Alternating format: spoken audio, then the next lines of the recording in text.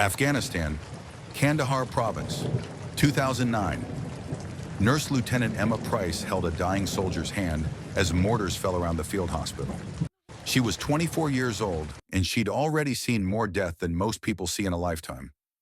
The soldier whispered his last words, "Tell my daughter I love her." Then he was gone.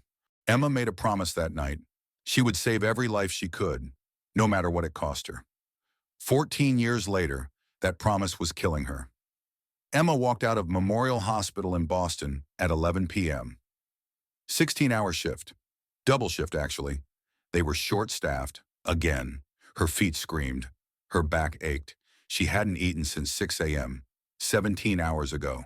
All she wanted was to get to her car, drive home, collapse. She walked through the parking lot, rain pouring, cold, October wind cutting through her scrubs. Then she saw him, an older man, maybe 70, lying on the wet pavement between two cars, face down, not moving. Emma's body said, "Keep walking. You're done. You gave enough today." But her training said stop. She stopped. "Sir?" she called out. No response. She ran over, knelt down, rolled him onto his back. His face was gray, lips blue, no pulse. Emma started CPR immediately. Chest compressions, hard and fast. She counted out loud. 1, 2, 3, 4. Rain soaked through her scrubs, her knees on the cold concrete. She kept going. 15, 16, 17. She tilted his head back, gave 2 rescue breaths. Back to compressions. 28, 29, 30. Her arms burned. She'd been doing this for 3 minutes. Felt like 30. "Come on," she said. "Don't you quit on me." "Come on." She gave 2 more breaths, more compressions. Then he gasped, coughed. His eyes opened, confused, scared. "You're okay," Emma said, her voice shaking from exhaustion. "You're okay. I'm a nurse. You had a heart attack. Stay still." She pulled out her phone, called 911, gave their location. The man grabbed her wrist, weak grip but desperate. "My briefcase," he whispered. "Please, don't let them take my briefcase. It's all I have left." Emma looked around, saw a leather briefcase a few feet away, soaked from the rain. "I got it," she said. "I won't let anyone take it, I promise." The ambulance arrived. Paramedics loaded him onto a stretcher. Emma handed the briefcase to one of them. "Make sure this stays with him," she said. "It's important." The paramedic nodded. They drove away, sirens fading. Emma stood alone in the rain, shaking, adrenaline wearing off. She got in her car, drove home, showered, fell into bed.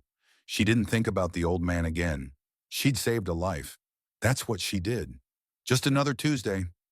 Let me take you back, show you who Emma was before Afghanistan. Before the war, before the promise. Emma grew up in a small town in Maine. Her mother was a nurse, her grandmother was a nurse. Nursing was in her blood. She joined the army at 21, became a combat medic, deployed to Afghanistan 6 months later. She saw things no one should see. Boys dying, screaming for their mothers, friends blown apart by IEDs, soldiers with faces burned beyond recognition. She worked 18-hour shifts in a tent hospital, blood everywhere, chaos everywhere, but she never quit, never broke. She saved dozens of lives, maybe hundreds. Got a Bronze Star for pulling 3 wounded soldiers out of a burning vehicle under enemy fire. But the one soldier she couldn't save, the one who asked her to tell his daughter he loved her, that one haunted her. His name was Corporal James Mitchell, 22 years old, married, new father. He died holding Emma's hand. She went to his funeral when she got home, met his wife, met his baby daughter, 3 months old. Emma held that baby and made a silent promise. She would save every life she could, for James, for his daughter, for all of them. So she became an ER nurse, worked double shifts, took every extra hour, saved lives, burned herself out. But she couldn't stop. Stopping felt like betraying the promise. 3 days after saving the man in the parking lot, Emma was back at work. Another long shift. She was checking vitals on a patient when her supervisor found her. "Emma, someone's here to see you." "Who?" "I don't know. An older gentleman. Says it's important. Emma walked to the waiting room. The man from the parking lot sat there. He looked better. Color in his face. Clean suit. But his eyes were tired. Haunted. You, Emma said. You're okay. Thanks to you, the man said. He stood up, extended his hand. My name is Richard Sterling. Emma shook his hand. Emma Price. I know, Richard said. I asked the hospital who saved me. They told me you were off duty. You'd worked a 16-hour shift. You were going home. But you stopped. Why? Emma didn't know how to answer. It's what I do, she finally said. Richard smiled sadly. Most people would have kept walking, especially after 16 hours. Can we talk somewhere private? They sat in a small conference room. Richard placed his briefcase on the table, the same one from the parking lot. You made sure this stayed with me, he said. Even when I was dying, you kept your promise. It mattered. Emma nodded. You said it was all you had left. Richard opened the briefcase. Inside, papers, legal documents, photographs, and a small wooden box. Let me tell you a story, Richard said. My daughter's name was Catherine. She was a teacher, second grade, loved kids, wanted to change the world one child at a time. 10 years ago, she was diagnosed with leukemia, acute myeloid leukemia, stage 4. His voice cracked. We tried everything. Chemo, radiation, experimental treatments. Nothing worked. She died 6 months after diagnosis. She was 32 years old. Emma's throat tightened. I'm so sorry. Before she died, Richard continued. Catherine made me promise something. She said, Dad, don't let my death be the end. Help people. Use everything we have. Make a difference. So I did. I sold my company, my house, everything. Put it all into a foundation. The Catherine Sterling Foundation. We fund medical research. Pay for treatments for families who can't afford it. We've helped over 2,000 people in 10 years. Emma stared at him. That's incredible. Richard opened the wooden box. Inside a key and a letter. This briefcase contains the foundation's entire financial records, he said. Account numbers, passwords, legal documents, everything. I was bringing it to my lawyer to update my will. Then I had the heart attack. If you hadn't stopped, if you hadn't saved me, all of this would have been lost. 2,000 families depending on this foundation. Gone. Emma realized the weight of what he was saying. I was just doing my job. No, Richard said firmly. You went beyond your job. You'd worked 16 hours. You were exhausted. It was raining. You were off the clock. But you stopped. You saved my life. And in doing so, you saved the foundation. You saved all those families. He slid an envelope across the table. What's this? Open it.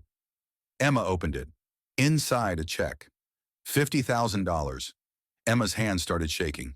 I can't take this. Yes, you can, Richard said. You earned it. No, Emma said. I didn't save you for money. I know, Richard said. That's exactly why you deserve it. But there's more. He pulled out papers. I want you to join the foundation board. Help me decide who we help. You're a nurse. You know what families need. You know what it's like to fight for lives. I need someone like you. Emma couldn't speak. Richard leaned forward. My daughter died because we couldn't save her, but you save people every day. You're living the life Catherine wanted to live. Helping people. Making a difference. Let me help you keep doing that. Let me help you the way you helped me. 1 week later, Emma attended her first foundation board meeting. They reviewed applications, families needing help, a single mother with a son who had brain cancer, couldn't afford treatment. The foundation approved full funding. A veteran with PTSD needed intensive therapy. No insurance. Approved. A little girl with a rare genetic disorder needed experimental treatment. Approved. Emma watched Richard sign the checks, saw the relief on families' faces when they got the calls.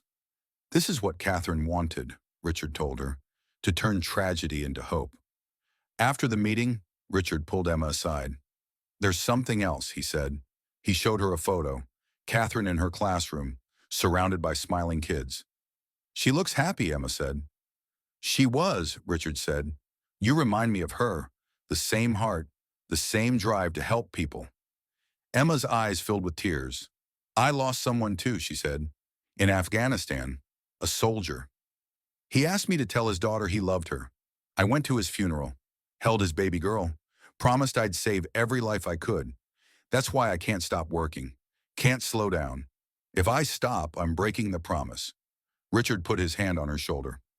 You're not breaking the promise by taking care of yourself. You're honoring it. Catherine would tell you the same thing. You can't save everyone if you burn out. Emma realized he was right.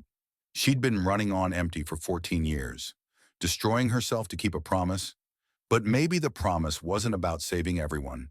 Maybe it was about saving who she could, and doing it sustainably. 6 months later, Emma cut back her hours, started working normal shifts, used the money Richard gave her to pay off her student loans, started sleeping again, eating regular meals, taking care of herself. She stayed on the foundation board, helped approve funding for dozens of families, saw the direct impact of her work. One day a woman came to the hospital, asked for Emma by name. Emma didn't recognize her. I'm Jennifer Mitchell, the woman said. Emma's heart stopped. Corporal James Mitchell's widow, the soldier who died in her arms in Afghanistan. I've been looking for you for years, Jennifer said. I wanted to thank you for being with James at the end, for holding his hand, for telling me his last words. She pulled out a photo. A teenage girl, beautiful, smiling. This is Sarah. She's 13 now. She knows her father was a hero, and she knows you were there for him. Emma started crying. Jennifer hugged her. James would be so proud of you, Jennifer whispered, of everything. You've done. All the lives you've saved. You kept your promise. Emma realized something in that moment. She had kept her promise, not by saving everyone, but by saving who she could, by being there, by not walking away, by stopping in the rain when she was exhausted. That's all any of us can do. 2 years later, Richard passed away. Peaceful, in his sleep, he left the foundation to Emma in his will, made her the director. His final letter to her said, You saved my life twice, once in the parking lot, and once by showing me that Catherine's legacy would continue. Now it's yours. Keep saving lives, but save yourself too. Emma ran the foundation for the next decade, helped thousands of families, funded research, paid for treatments, changed lives. She never forgot the promise she made in Afghanistan, but she learned that keeping the promise didn't mean destroying herself. It meant showing up, being present, doing what she could, and sometimes that was enough. Here's the truth Emma learned. You can't save everyone, but you can save someone, and that someone might save someone else, and that creates a chain, a ripple. Richard saved thousands through his foundation. Emma saved Richard, and in doing so, she saved all those families too. One moment, one choice, one rainy night in a parking lot. That's all it took. So here's my question for you. Who needs you to stop? Who needs you to stay? Who needs you to show up even when you're exhausted? Maybe it's someone in a parking lot. Maybe it's someone at work. Maybe it's someone in your own home. Don't walk past them. Stop. Be present. Save who you can. You might be saving more than you know. If this story moved you, leave a comment about a time you stopped when you could have kept walking. Subscribe if you believe in nurses, veterans, and people who keep their promises even when it hurts. Share this story because someone needs to hear it. Someone needs to know that showing up matters. We save who we can. That's the promise. Now go be someone's Emma. Go stop in the rain.